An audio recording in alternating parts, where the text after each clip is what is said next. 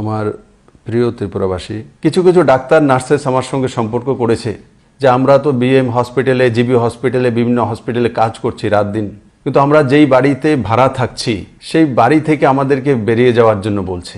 আমি সবাইকে নিবেদন করব, কোনো ডাক্তার, নার্স বা হসপিটালের স্টাফ বা মেডিকেল স্টাফকে যদি আপনার বাড়িতে রেন্টে রয়েছে তো তাকে বাড়ি থেকে তাড়া না করা।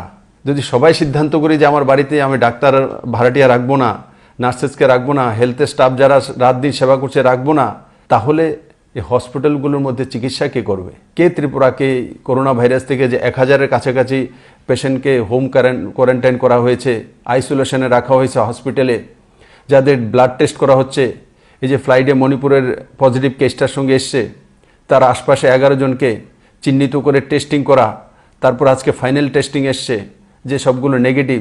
যদি আপনি বাড়ি থেকে বের করে দেন তাহলে টেস্ট কে করবে?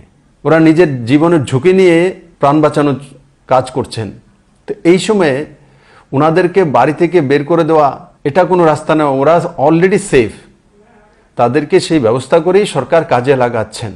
আমি আপনাদেরকে বলি, এই ধরনের যদি কমপ্লেন কোনো জায়গা থেকে আসে আর কোনো ডাক্তার, নার্সেস, স্টাফ যদি দেয় তাহলে সরকার তার উপরে আইন অনুসারে ব্যবস্থা নেবে।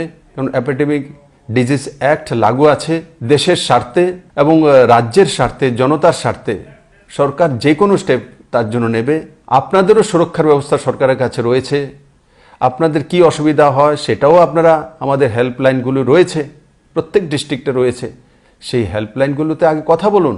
জনতার স্বার্থে, রাজ্যের স্বার্থে সবাইকে মিলেমিশে কাজ করতে হবে। আর সঙ্গে সঙ্গে আপনিও সাবধানে থাকুন, অন্যকেও সাবধানে রাখুন এবং রাজ্য এবং কেন্দ্র সরকার যে দিশানির্দেশগুলো লাগু করেছে সেগুলো স্ট্রিক্টলি পালন করুন, অন্যকেও পালন করাতে সাহায্য করুন।